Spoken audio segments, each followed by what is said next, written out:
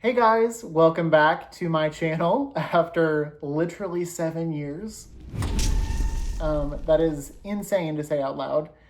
Long story short, I kind of disappeared because life was lifing. I have been focusing on my professional career these last 7 years. I'm a professional video editor, video producer. One of the main reasons I want to get back on here is I can now live as my true, authentic self. That's the one piece of the puzzle I felt was sort of missing in my older videos. Not to say that the interviews weren't crazy fun and really important in my life. It's just that I was hiding the fact that I was a gay man. I have publicly came out so everyone in the world knows that I'm gay now.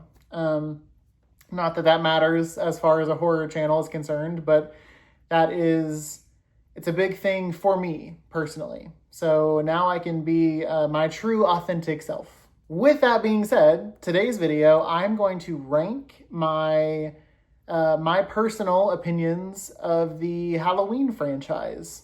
So this will start from John Carpenter's original all the way through to Halloween Ends. So before we hop right into everything, I have to shout out my friends who have really encouraged me to start making content again. Number one being Keelan. His channel is at Kill the Credits on here. I'll link his channel down below, as well as Mandy Spooks.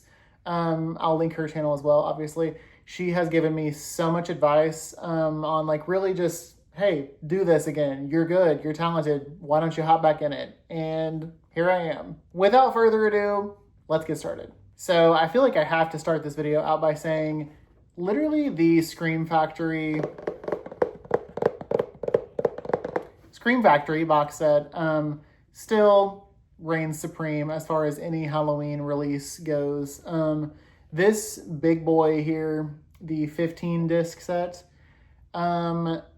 there's just nothing else like it. I just remember waiting for the FYE in the mall to open the morning they released this set, being so outrageously excited to get this. And here I am today still talking about it, so it's been a literal decade. Starting off at number 1 in my ranking would be the OG Halloween.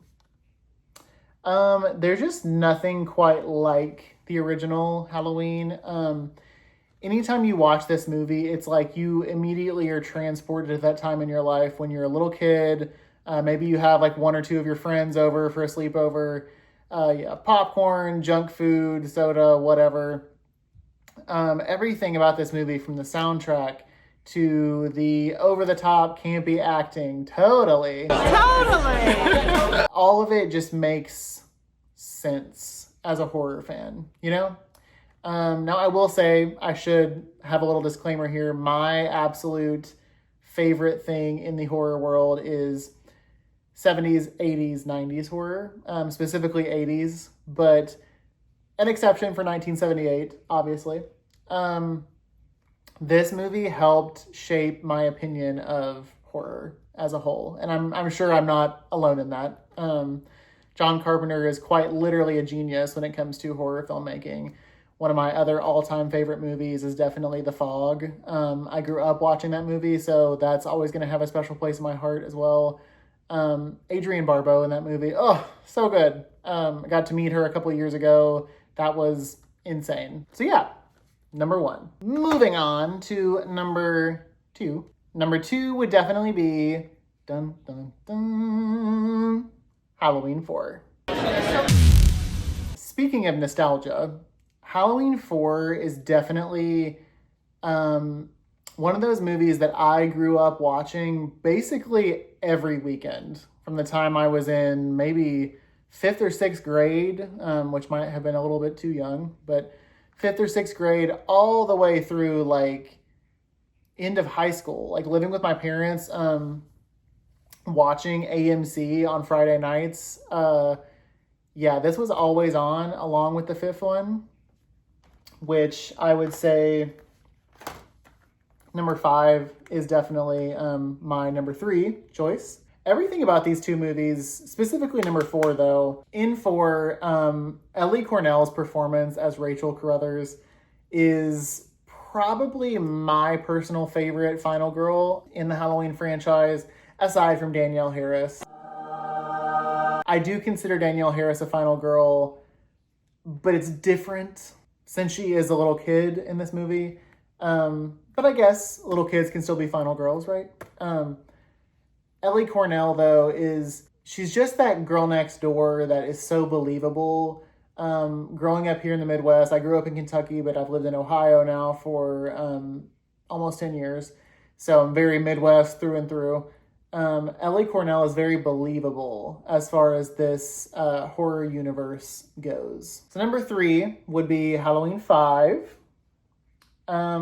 Now, Halloween 5 is definitely a love it or hate it sort of situation. I love it personally, but I also do factor in that nostalgia. I also grew up watching this every Friday night, basically on AMC. I feel like this is probably one of the coolest versions of Dr. Loomis that we get in the franchise. He's a little meaner in this one. He's a little more dark-sided. He's a little more aggressive as far as trying to actually take out Michael in this one. And it's a little more stylized, which I feel like really makes a difference as it makes it stand out in the franchise because it's more than just Michael Myers roaming through someone's house. It's a lot darker. It's a lot, it's almost like you can smell the dampness in the air in this movie.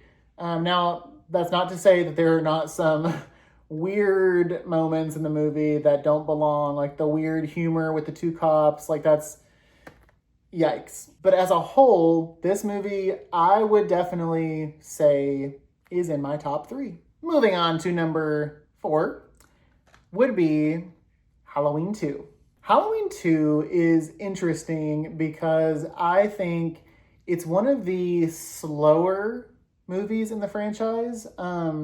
Halloween 2 it picks up right when the first one ends, and the majority of the movie is spent in the hospital while Laurie is recovering from her brutal attack in the first film, which is later shadowed in Halloween Kills. But Halloween 2 is, to me, another just nostalgic movie, especially the scene, the hot tub scene. I remember seeing that for the first time when I was a little kid, and I was like, should I be watching this? I really like this movie, and I really like some of the unalivements in this movie. One of the things that stands out is him picking up the nurse. Yeah, that's an iconic piece of horror history there. I also feel like Dr. Loomis in this movie, like I said in number 5, Dr. Loomis in this film is definitely a better version of himself, a more realized character. Number 5. I would have to say number 5 would be Halloween H2O. Now, with Halloween H2O, there were a lot of mishaps on set, including a CGI mask. This movie is very camp. I mean, LL Cool J is a security guard guarding the campus where Laurie's son, Laurie, by the way, has been in hiding for a long time if you haven't seen the film. Spoiler alert. She is now the headmistress of a private academy. After all these years, she's been hiding for 20 years. She has a son who attends the school, and as fate would allow, Michael Myers makes his way to this private academy and goes after not only Laurie, but her son and his friends. Back to LL Cool J, though. He plays a security guard of the private school, and he's also weirdly writing these, like, erotic novels. It's humor that doesn't necessarily need to be in the movie, but it's welcome. Halloween H2O also has appearances from Janet Leigh, which is Jamie Lee Curtis's mom. And Janet Leigh is also the lead star of my all-time favorite movie, Psycho. And she's also in The Fog. We also get an early version of Michelle Williams in this movie. not to be mistaken with Destiny's Child. And we can't forget to mention that Laurie's son is also played by Josh Hartnett, who was a 90s heartthrob. Moving on to number 6. Number 6 in the franchise, I would definitely say, goes to Halloween 3. Halloween 3 is definitely, you have to sort of treat it as a standalone film, right? It doesn't make sense in the franchise in the fact that Michael Myers is nowhere in this movie. Silver Shamrock makes these Halloween masks for children, right? There's a hag mask, there's a skull mask, and there's a jack-o'-lantern mask. There's also a very catchy commercial in this movie that plays over and over and over and over. Tom Atkins, who was also in The Fog. Tom Atkins and Stacey Nelkin play an unlikely couple who are going to investigate the company that's behind these masks because they feel like something is not quite adding up. And as you guessed it, they were right. These masks are going to unalive every child who wears them. Now, in my personal opinion, the special effects in this movie are absolutely insane. Some of them are very over the top and kind of dated, but some of them really hold up. And I feel like my favorite part of this entire movie is the opening title sequence. That weird, glitchy, outdated computer effect. I just love it. And do yourself a favor, don't hate on this movie just because Michael's not in it. It's a good movie. Trust me. Moving on to number 7. Number 7 in the Halloween franchise, in my opinion, would have to go to Halloween 6, The Curse of Michael Myers. Specifically, the producer's cut. There are 2 different versions of the movie in this set. There's the theatrical cut, and then there's the producer's cut.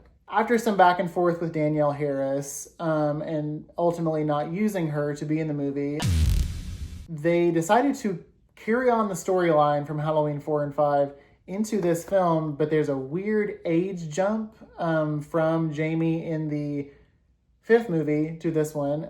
She is now pregnant, about to give birth.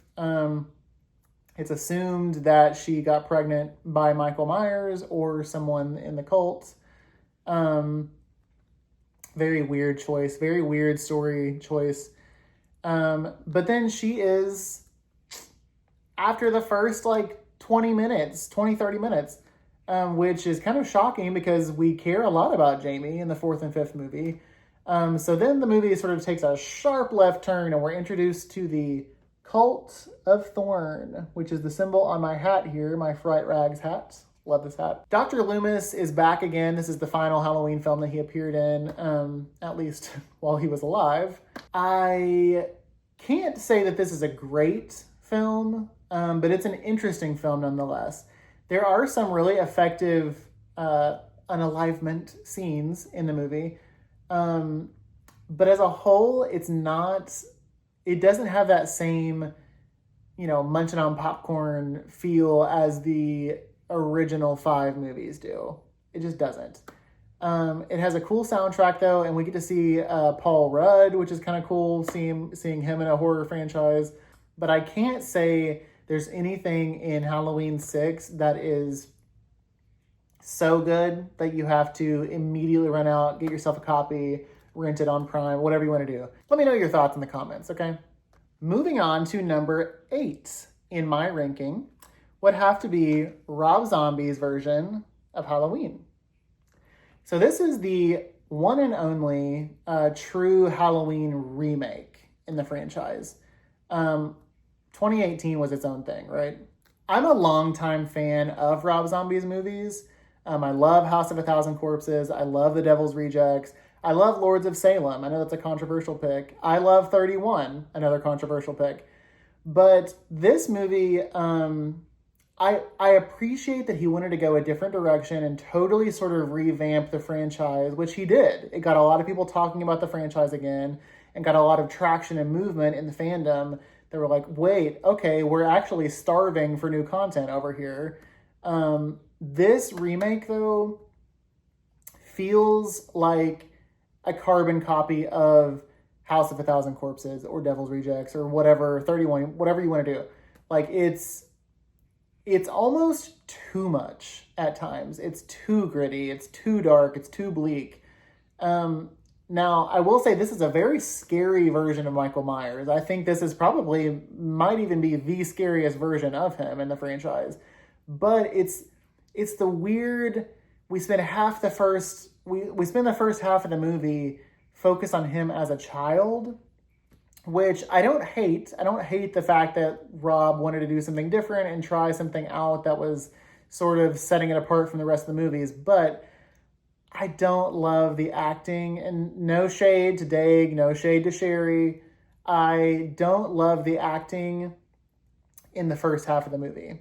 Now, the second half of the movie with Scout Taylor Compton, love her, queen, icon. She is a legend. She is the moment. I also love Dee Wallace. I think she's an icon. Regardless of just horror, she is an icon in the film industry, and she deserves so much more credit than what she gets. She deserves an Oscar. Hell yeah, she does. She deserves more credit than what she gets. Well, Sid Haig and I both said that you deserve an Oscar. Oh, I love you, Sid. Give this woman an Oscar already. What's happening? Flashback to my interview with her like 7 or 8 years ago. I think this movie is unique. I think it's a solid choice if you're wanting something that is Michael Myers or slasher, but you don't want to go super old 70s, 80s. It's not horrible. Don't get me wrong. It's not horrible.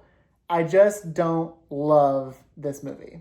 Moving on to the next, we have, I know, before I even talk about it, we have to talk about Halloween Resurrection. Womp, womp, womp. So Halloween Resurrection is interesting because all the elements combined in this movie, it should have been a solid movie. We have Tyra Banks, iconic. We have Busta Rhymes, iconic. We have Jamie Lee Curtis coming back again, iconic.